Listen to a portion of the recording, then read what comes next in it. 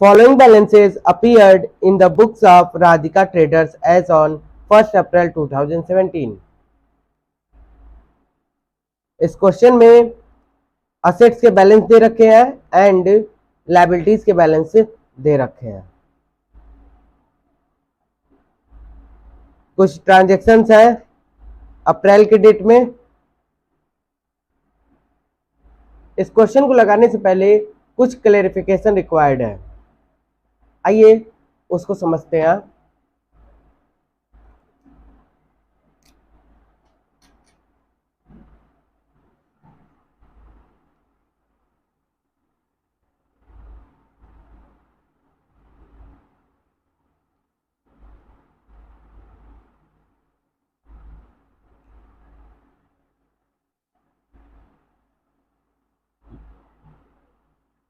Check या तो दिया जाता है या फिर चेक हमें रिसीव होता है।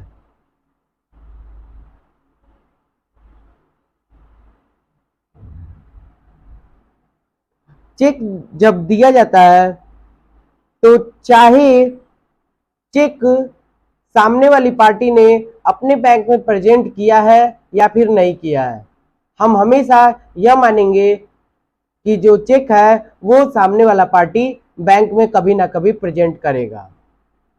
तो जब वो बैंक में प्रेजेंट करेगा चेक तो हमारे अकाउंट से पैसा कट जाएगा। तो हम हमेशा एज्यूम करेंगे कि बैंक अकाउंट से पैसा कटेगा, इसलिए हम बैंक अकाउंट को ही क्रेडिट करेंगे। आइए समझते हैं क्या। जब हम चेक देते हैं तो वेदर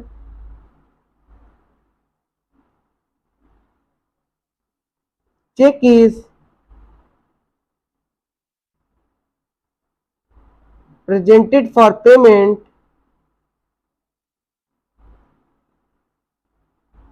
or not,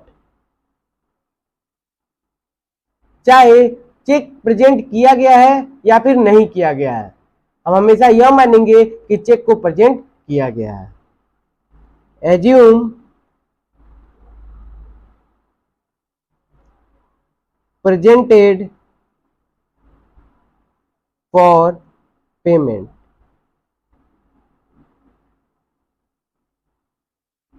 इस केस में हम एंट्री बनाएंगे ऑलवेज क्रेडिट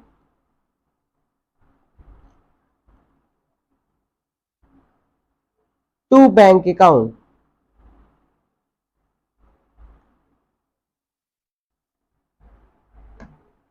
जब भी हम अपने सप्लायर्स को चेक देते हैं तो भले ही हमने चेक दिया है, हमारे पास से चेक गया है, हम चेक इन हैंड को क्रेडिट नहीं करेंगे, हम क्या करेंगे टू बैंक अकाउंट करेंगे। क्यों? क्योंकि वो चेक लेकर अपने बैंक में जाएगा और हमारे बैंक से पैसा कलेक्ट कर लेगा, तो हमारे बैंक से पैसा कटेगा और हमारे बैंक से पैसा कटेगा, इसलिए हम टू बैंक अकाउंट डायरेक्टली कर देंगे। लेकिन रिसीव के समय आइए देखते हैं क्या होता है। केस नंबर 1,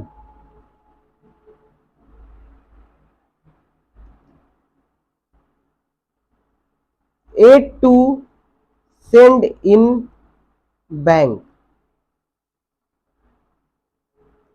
हमारे कस्टमर ने हमें एक चेक दिया, लेकिन हम उस चेक को अपने बैंक में सेंड नहीं किए हैं, तो चेक अभी हमें रिसीव हुआ है, इसलिए केस नंबर 1 में पहला स्टेप है add to send in bank. Cheque receive हुआ है लेकिन अभी बैंक में सेंड नहीं किए हैं, ठीक है। तो इस केस में हम एंट्री बनाएंगे चेक इन हैंड को डेबिट करो। हम क्या करेंगे चेक इन हैंड को ही डेबिट करेंगे।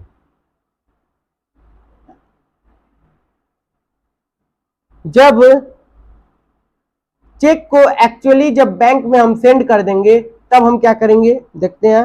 When cheque send in bank, जब हम चेक को बैंक में सेंड करेंगे तब हम एंट्री बनाएंगे बैंक अकाउंट डेबिट। अब हमारे बैंक में पैसा आ गया है, जब हम चेक को बैंक में भेजेंगे तो बैंक वाला पैसा हमारे अकाउंट में जमा कर देगा। तो बैंक अकाउंट में पैसा आया, इसलिए अब हम करेंगे बैंक अकाउंट डेबिट। और हमारे हाथ से चेक बैंक में चला गया, तो चेक हमारे हाथ से चला गया है, तो टू चेक इन हैंड। यहां पर चेक इन हैंड हमारा रियल अकाउंट है। तो ये था केस नंबर 1। एक बार हम चेक रिसीव करते हैं और एक बार हम चेक को बैंक में सेंड करते हैं। दूसरा केस क्या हो सकता है कि चेक जो हमें रिसीव हुआ है, हम उसे उसी दिन अपने बैंक में सेंड कर देते हैं। On the same day send in bank, उसी दिन उस चेक को हम बैंक में सेंड कर दिए या फिर इमीडिएटली बैंक में सेंड कर दिए। चेक कस्टमर से रिसीव हुआ और उसको हमने बैंक में सेंड कर दिया। उस समय एंट्री हम बनाएंगे, बैंक अकाउंट को ही डेबिट करेंगे। चेक इन हैंड की कोई सेपरेट एंट्री नहीं बनेगी, बैंक अकाउंट को डेबिट करो।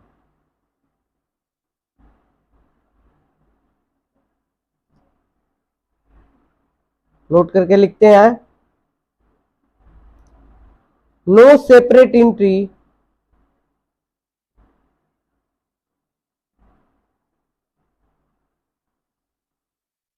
is required for check in hand।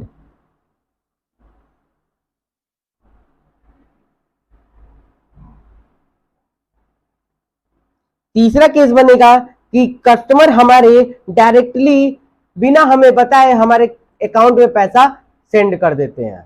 ऐसा होता है, कुछ कस्टमर्स होते हैं जो डायरेक्टली हमारे अकाउंट में पैसा ऑनलाइन ट्रांसफर कर देते हैं और हमें बाद में इंफॉर्मेशन दे देते हैं कि आपके अकाउंट में पैसा जमा कर दिए हैं। तो इस केस में हम क्या करेंगे, इस केस में भी हम बैंक अकाउंट को ही डेबिट करेंगे। चेक इन हैंड के लिए कोई सेपरेट एंट्री नहीं बनाएंगे।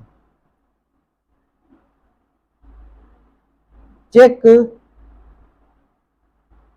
डायरेक्टली deposited by customer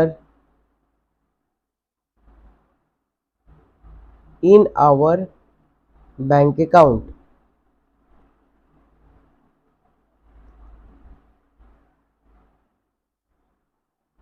इस केस में क्या करेंगे, बैंक अकाउंट को डेबिट करेंगे।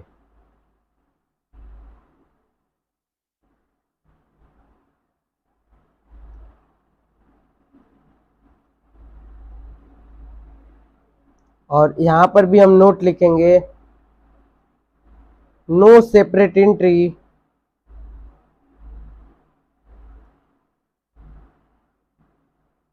For cheque in hand.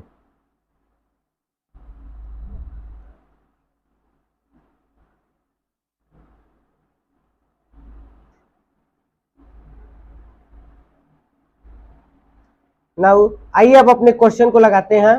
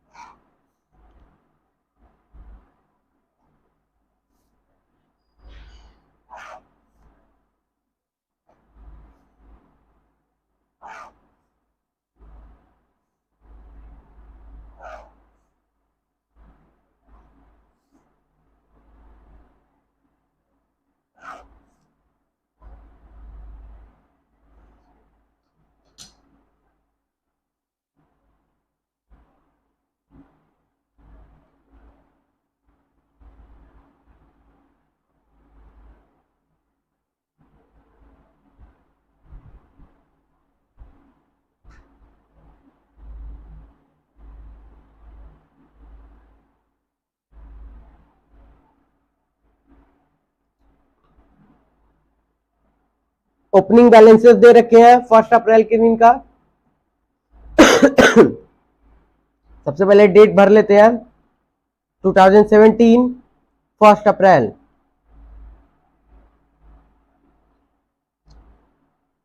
Cash का बैलेंस दिया है 8000, तो कैश का बैलेंस दिया है। हमेशा ध्यान रखना है कि असेट्स हमेशा डेबिट बैलेंस शो करता है और लायबिलिटीज हमेशा क्रेडिट बैलेंस शो करता है।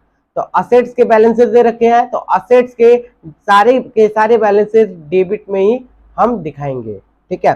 तो कैश है, कैश का बैलेंस दिया है, कैश हमारा असेट्स है, तो कैश अकाउंट को डेबिट करेंगे। अमाउंट है 8000।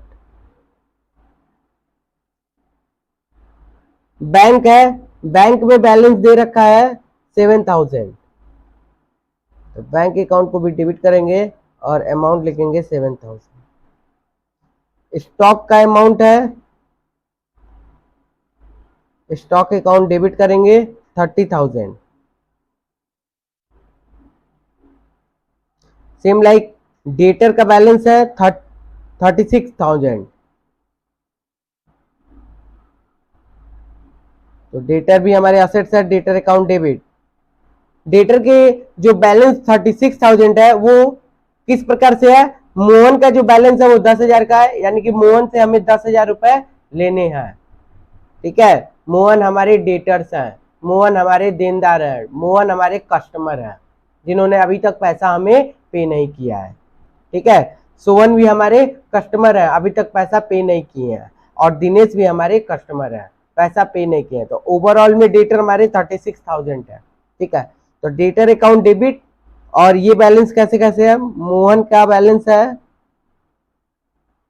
10,000, सोहन का बैलेंस है 12,000, और दिनेश का बैलेंस है 14,000, और इन तीनों का समेशन 36,000। नेक्स्ट है फर्नीचर, तो फर्नीचर भी हमारे असेट्स है।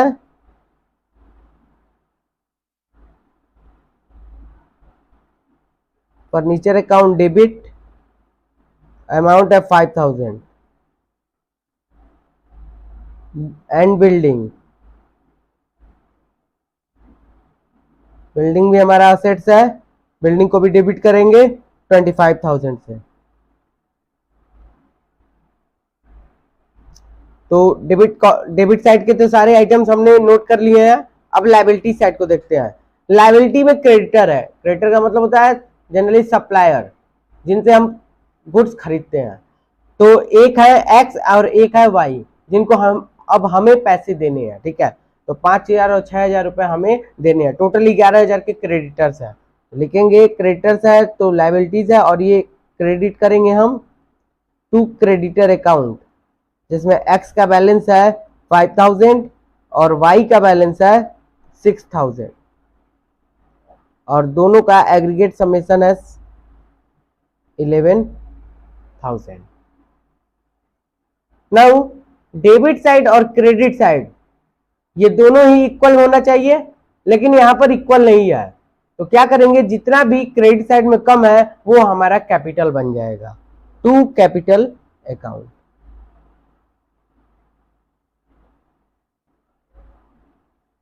बैलेंसिंग फिगर आएगा, तो डेबिट साइड के सारे आइटम्स को हम ऐड करेंगे और क्रेडिट साइड का 11,000 घटा देंगे, तो नेट अमाउंट आएगा 1,00,000 रुपीज। नरेशन लिखते हैं, being amount forwarded to 1 April.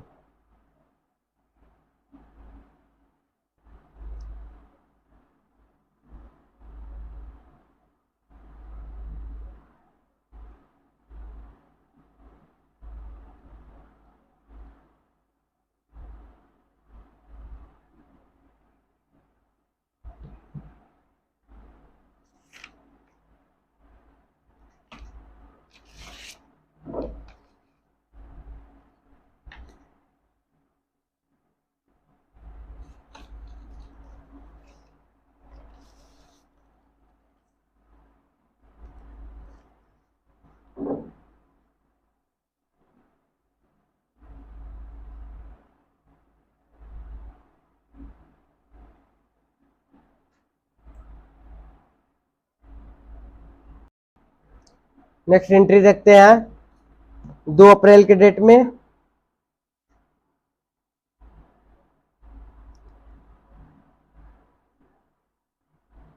bought goods of the list price of 6,000 from Khanna Brothers, less 15% trade discount and 2% cash discount, and paid 40% price at the same time।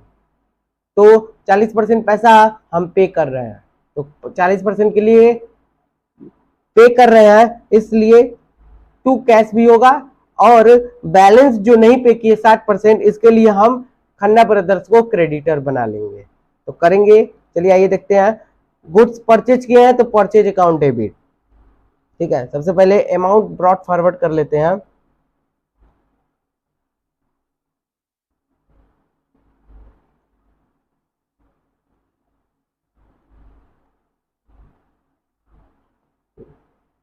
Purchase account debit,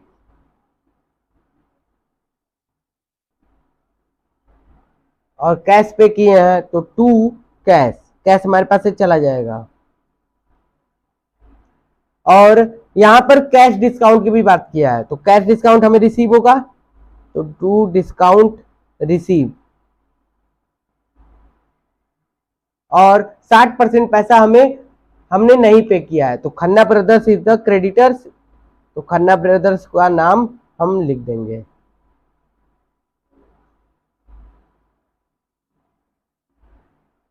आइए अब working note number 1 बनाते हैं।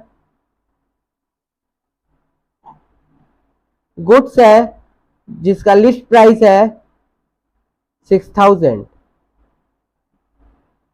और इस पर trade discount है 15% का, तो 6,000 का 15%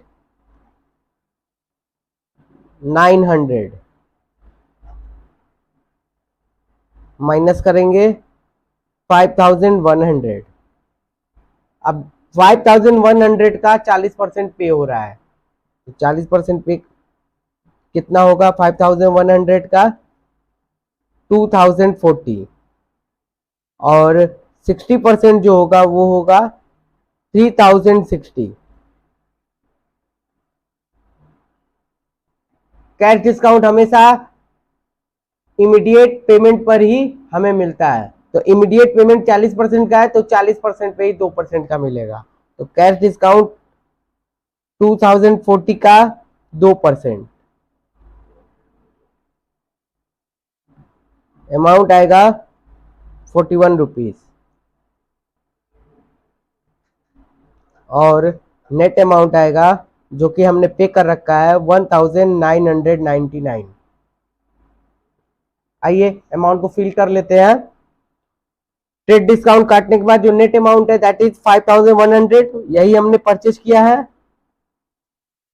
और हमने एक्चुअली पे किया 1,999, डिस्काउंट मिला 41, और जो बैलेंस हमने नहीं पे किया है that is 3,060। being goods purchased from Khanna brothers.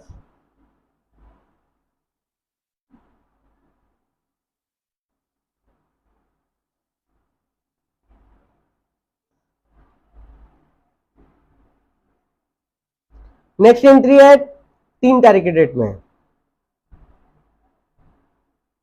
पहले डेट लिख लेते हैं 3 अप्रैल। Receive a draft from Mohan in full settlement and deposited it into bank.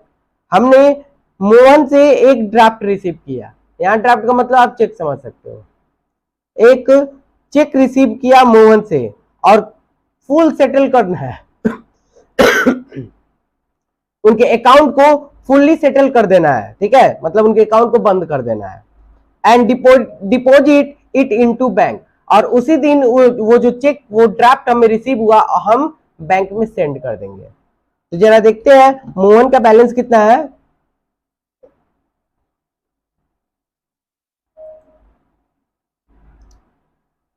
Mohan debtor थे 10,000 के लिए, तो 10,000 इनसे मिलना था, और यहां पे जो केस है हमारा वो ये वाला केस है, receive on the same day and send into bank. तो क्या करें है, बैंक अकाउंट डेबिट करो।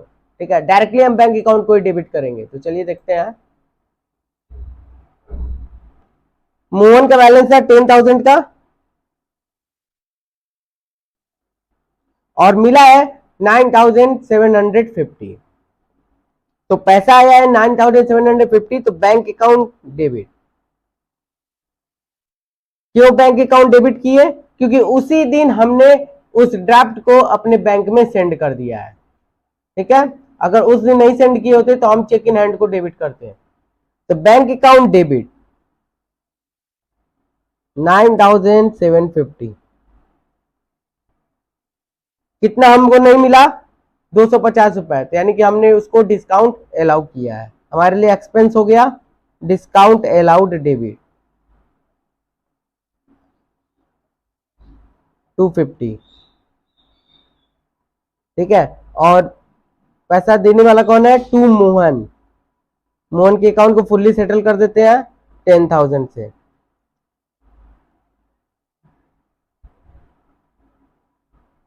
Being Mohan account settled.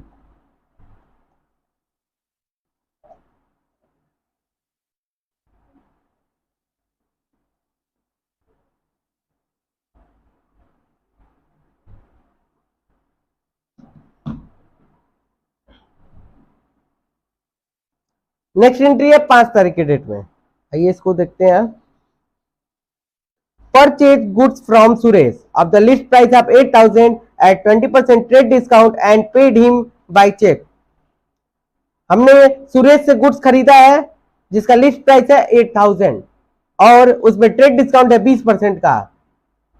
ठीक है, यानी कि कैश, यहां पे कैश डिस्काउंट की बात नहीं किया गया है। And paid him by cheque, cheque से सारा पैसा पे कर दिए। तो यहां नाम का तो कोई मतलब ही नहीं है। ठीक है, गुड्स हमने परचेज किया है तो परचेज अकाउंट डेबिट, और हमने चेक दिया है। तो मैंने क्या बताया था, अगर सामने वाली पार्टी को हम चेक देते हैं तो आज नहीं तो कल वो पार्टी पैसा हमारे बैंक से निकाल लेगी। ठीक है, तो हम क्या एज्यूम करेंगे, ऑलवेज प्रेजेंटेड फॉर पेमेंट। ठीक है, तो टू बैंक अकाउंट को क्रेडिट करो। तो purchase account debit to bank account.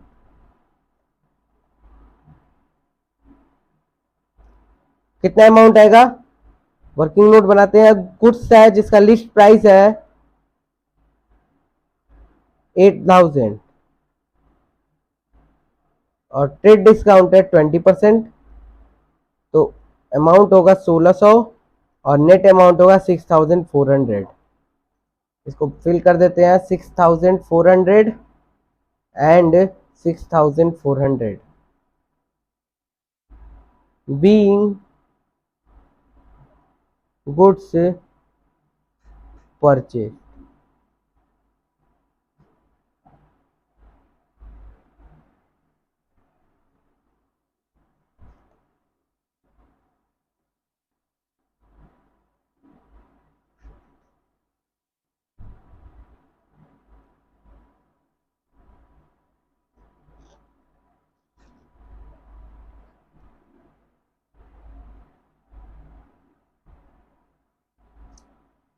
इस एंट्री को समझते हैं एक बार फिर से। Purchase account debit to bank account. ठीक है, केस देखते हैं। Whether cheque is presented for payment और नॉट, चाहे चेक प्रेजेंट हुआ है बैंक में या नहीं हुआ है, अगर हमने चेक दे रखा है तो हम मान के चलेंगे कि पेमेंट के लिए प्रेजेंट किया जाएगा। ठीक है, यानी कि हमारा जो सप्लायर है उसको आज नहीं तो कल हमारे चेक को प्रेजेंट करेगा बैंक में, यानी कि हमारे अकाउंट से पैसा कटेगा। Always credit to bank account. ठीक है,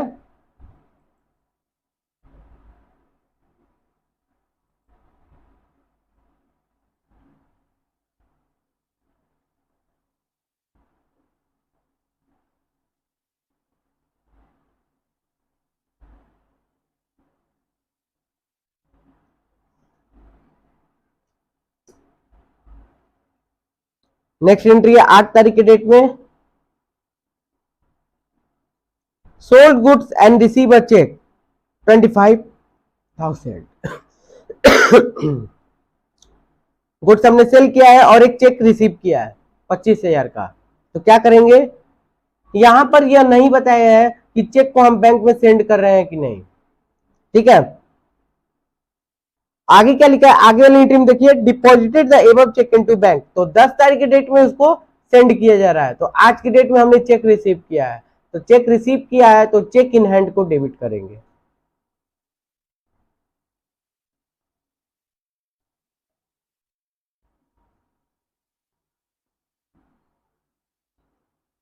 check in hand account debit. Sell किए हैं to sales account, amount fill करेंगे 25,000 एंड 25,000 बीइंग गुड्स सोल्ड।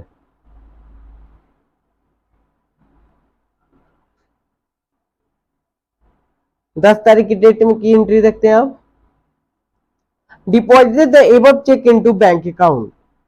तो बैंक में अब पैसा आएगा, तो bank account debit to cheque in hand.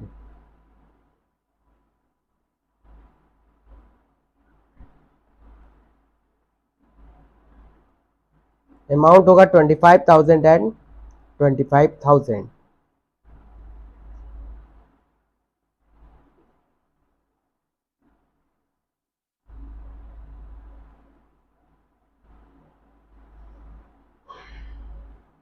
Being cheque send to bank.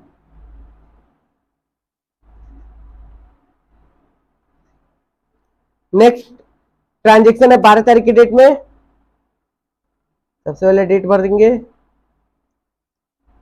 सुवन deposited in our bank account 4,000। यहाँ पे सुवन ने डायरेक्टली हमारे बैंक अकाउंट में पैसा जमा कर दिया, तो ठीक है कोई बात नहीं, बाद में हमें कंफर्मेशन रिप्लाई दिया होगा, ठीक है, या फिर हमें मैसेज के थ्रू पता चल गया होगा। तो इसके लिए हम एंट्री बनाएंगे, bank account debit to Suvan to Suvan, और अमाउंट है 4,000।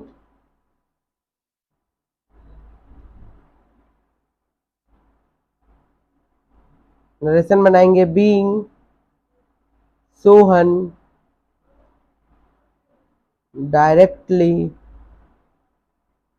send money in our bank account।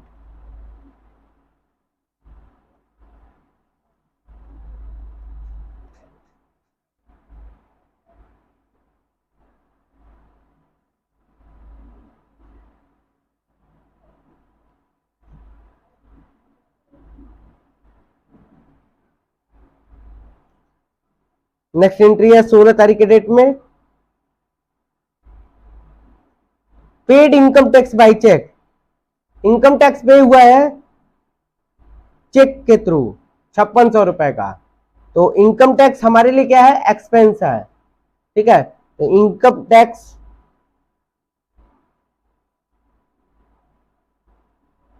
Paid income tax by cheque 5600 का, तो चेक से हमने पे किया तो हमारे अकाउंट से कटेगा, तो सबसे पहले टू बैंक अकाउंट कर लेते हैं।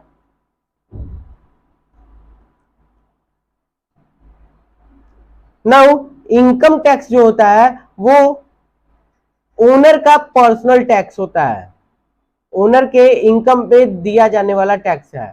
तो यहां पर ये ओनर का टैक्स है, लेकिन हम अपने बिजनेस से पे कर रहे हैं, तो यहां पे हम इनकम टैक्स को ड्रॉइंग ट्रेड करेंगे। आया समझ में, तो drawing account debit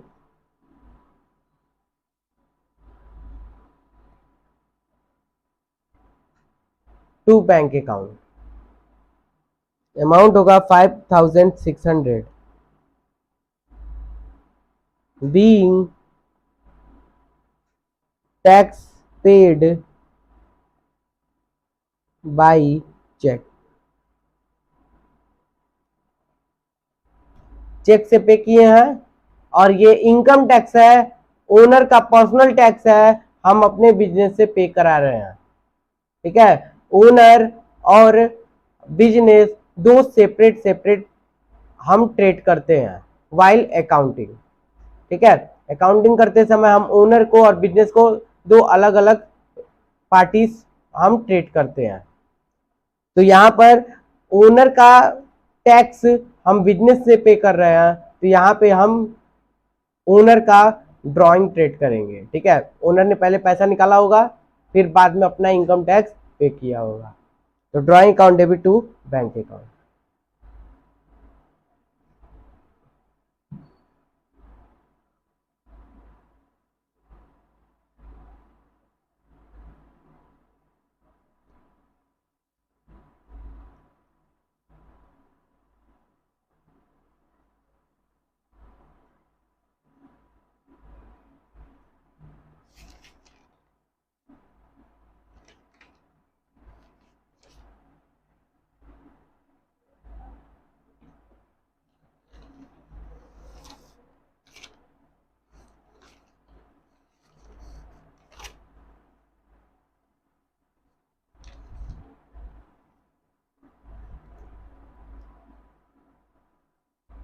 next entry है 20 तारीख के डेट में।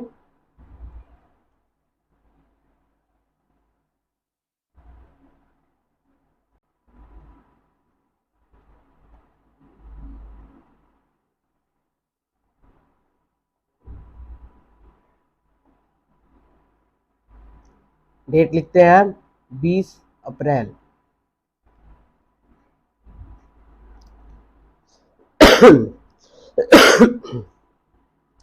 receive a check from someone and send to bank 7,800 and discount allowed। हमको एक चेक रिसीव हुआ सोहन से, ठीक है, and send to bank, discount allowed 200। Sohan से हमें जो चेक रिसीव हुआ उसी दिन हमने बैंक में सेंड कर दिया है, तो बैंक में पैसा आया, तो बैंक अकाउंट डेबिट,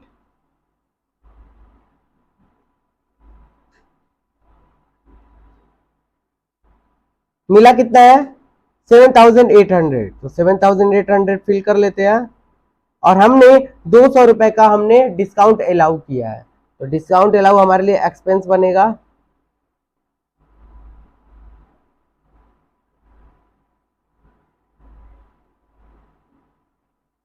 तो कुल मिला के 8,000 का ड्यू है सोहन के ऊपर, टू सोहन, सोहन देने वाले हैं पैसा to Sohan 8,000 being amount received from Sohan.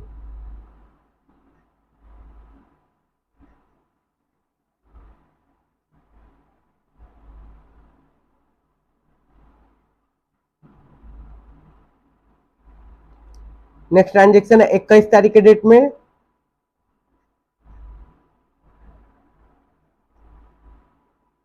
withdrew from bank for office 2,000 and for private use 4,000। तो ऑफिस पर्पज के लिए 2,000 रुपए निकाला गया और प्राइवेट पर्पज के लिए 4,000 रुपए निकाला गया।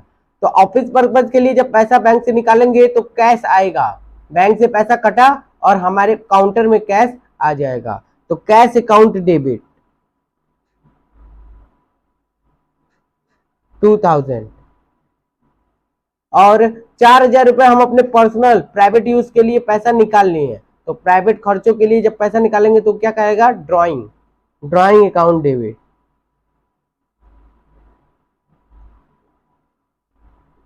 चाहे काउंटर से पैसा प्राइवेट यूज के लिए निकाले, चाहे बैंक से पैसा प्राइवेट यूज के लिए निकाले, प्राइवेट यूज है तो ड्राइंग अकाउंट को ही डेबिट करेंगे। ठीक है, और पैसा कहां से निकाला गया, बैंक से, टू बैंक अकाउंट। बैंक पैसा देने वाले हैं, bank is the giver, bank यहाँ पे पर्सनल अकाउंट है। ठीक है, तो बैंक ने पैसा दिया है, कितना दिया है 6,000 रुपए। Being amount withdrew from bank.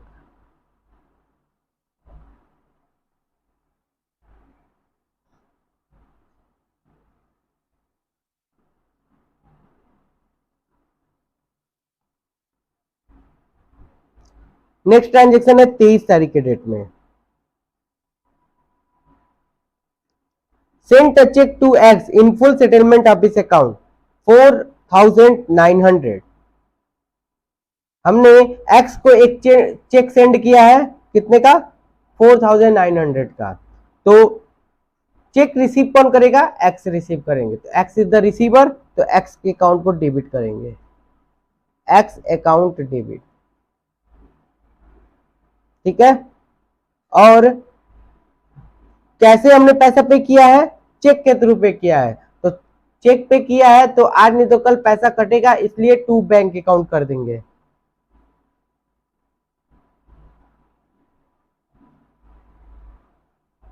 कितना हमने पे किया? 4900। ठीक है। तो हमने चेक दिया होगा 4900 का। ठीक है, जरा देखते हैं।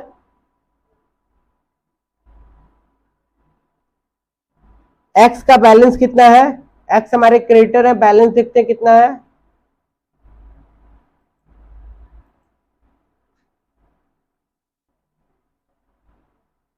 एक्स का बैलेंस है 5000, यानी कि 5000 इनको पे करना था। पे किया कितना कर रहे हैं हम? 4900।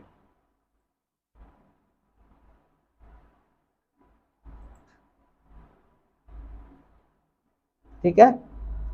तो एक्स का बैलेंस है 5000, यानी कि हमें 100 रुपए का डिस्काउंट मिला है। To discount receive.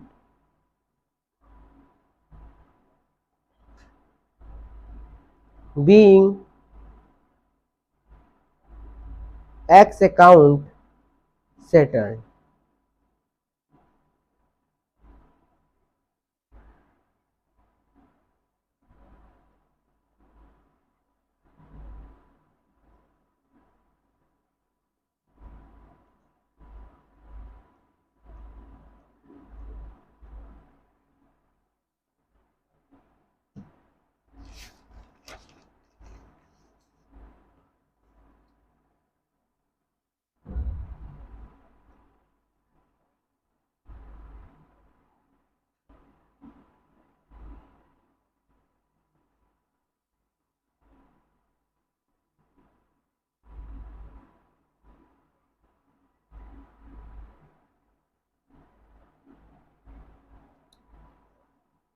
सत्ताईस तारीख की एंट्री देखते हैं। Cheque of Sohan return by the bank as dishonour. जो चेक सोवन ने दे रखा था वो डिसऑनर हो गया। ठीक है। डिसऑनर का मतलब होता है कि या तो उनके अकाउंट में बैलेंस ही नहीं था। ठीक है, जितने का वो चेक दे रखे थे उतना बैलेंस उनके अकाउंट में नहीं रहा होगा, तो कहां से पेमेंट होगा? नहीं हो पाएगा। तो इस केस में बैंक उसको डिसऑनर ट्रीट कर देगा। ठीक है, चेक बाउंस हो जाता है। तो क्या होगा? 27 तारीख, पहले डेट लिख लेते हैं। सोहन का चेक डिसऑनर हो गया। तो सोहन का चेक डिसऑनर हो गया, पैसा तो हमें रिसीव नहीं हुआ। हमने सोहन के अकाउंट को क्रेडिट कर रखा था, तो अब क्या करेंगे? वापस से सोहन को डेटर बना लेंगे। ठीक है, तो सोहन को डेटर बनाने के लिए क्या करेंगे? सोहन के अकाउंट को डेबिट कर देंगे। Sohan account debit. ठीक है। जब चेक रिसीव हुआ था तो क्या क्या हमने एंट्री बनाया था? Bank account debit to Sohan. तो टू सोहन किए थे। अब क्या है कि वो चेक डिसऑनर हो गया। तो चेक डिसऑनर हो गया है, तो क्या करेंगे? हम वापस से सोहन को डेटर बना लेंगे। तो सोहन अकाउंट डेबिट। ठीक,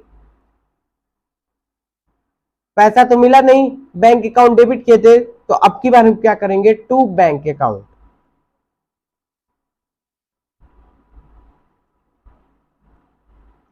और हमने डिस्काउंट अलाउ किया था, तो अब हम क्या करेंगे? वो डिस्काउंट भी अपना वापस ले लेंगे। पिछली बार की एंट्री को अपोजिट कर देना है बस, ठीक है। अमाउंट भरेंगे 8,000, 7,800 and 200, being Sohan's check dishonor।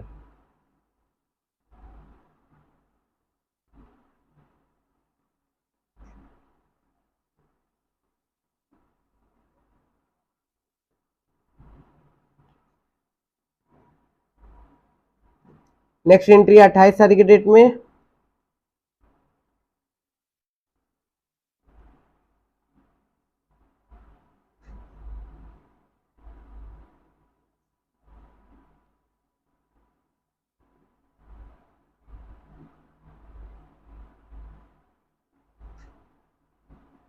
Dinesh was declared insolvent and the payment of 60 paisa in a rupee received from his e-state by a check। क्या करने का सेंस है, दिनेश जो है वो इंसॉल्वेंट हो गए, दिवालिया हो गए, उनके पास अब कुछ नहीं बचा है और वो कितना पेमेंट करने के लिए सक्षम है, ठीक है, वो 60 पैसा, 1 रुपए में 60 पैसा देने के लिए सक्षम है, ठीक है, 60 पैसा दे सकते हैं, यानी कि 1 रुपए में 60 पैसा, यानी कि 100 रुपए में 60 रुपए, यानी कि 60%, 60% पैसा वो दे सकते हैं। तो 60% कम से कम मिल रहा है, तो एंट्री क्या होगा, 60% आएगा तो कैश अकाउंट डेबिट, ठीक है।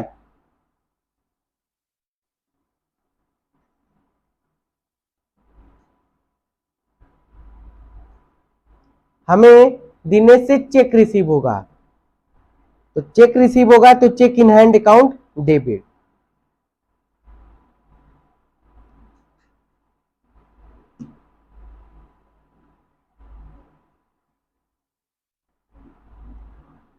Check in hand account debit,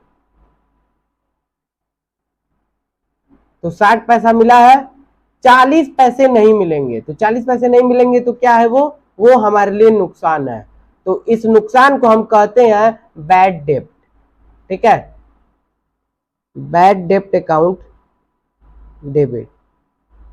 bad डेप्ट हमारे लिए यहां पर लॉस है, यह नॉमिनल अकाउंट है, नॉमिनल अकाउंट कहता है लॉस एंड एक्सपेंस को डेबिट करो, तो बैड डेप्ट को डेबिट किए।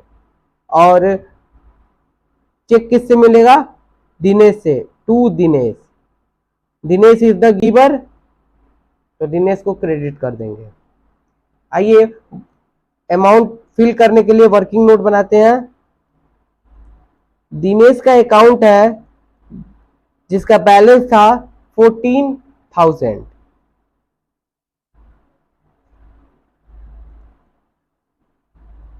ठीक है, ओपनिंग बैलेंस में इसका बैलेंस दे रखा है 14,000, इसमें से 60 पैसा रिसीव हो रहा है और 40 पैसा रिसीव नहीं हो रहा है, तो 14,000 का 60 पैसे अगर हम निकालेंगे यानी कि 60%, तो अमाउंट आएगा 8,400 एंड 40 पैसे जो है 14,000 का 40% is equal to 5,600। Amount fill करते हैं, चेक रिसीव हुआ 8,400 का और बैड डेप्ट बनेगा 5,600 का और टोटल बैलेंस था 14,000।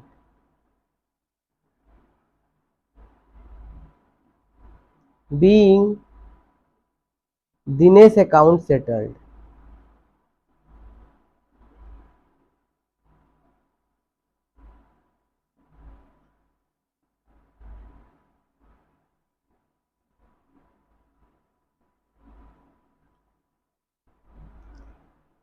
लास्ट ट्रांजेक्शन है 30 तारीख के डेट में।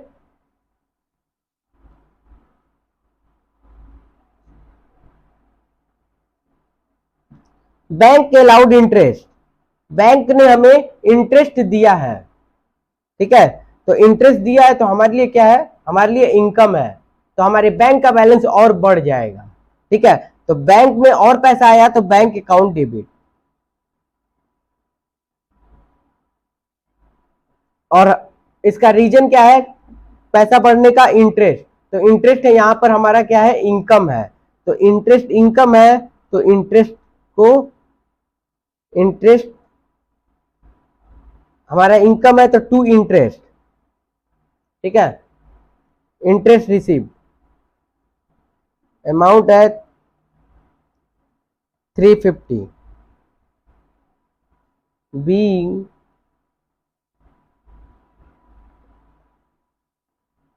Interest receive.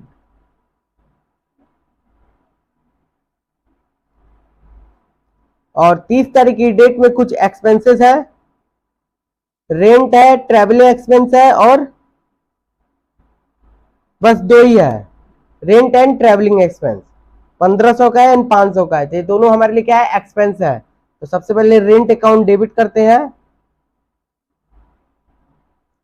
और ट्रेवलिंग एक्सपेंस को भी डेबिट करेंगे, दोनों ही हमारा एक्सपेंस है। To bank account,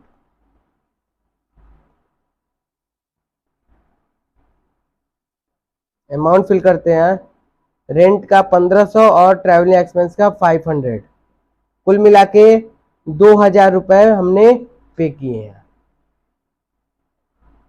being expenses paid,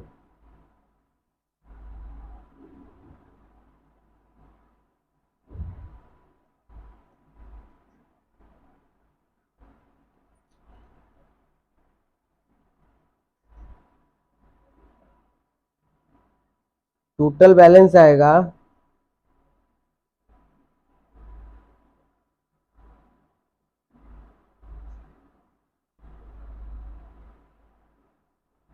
2,35,450।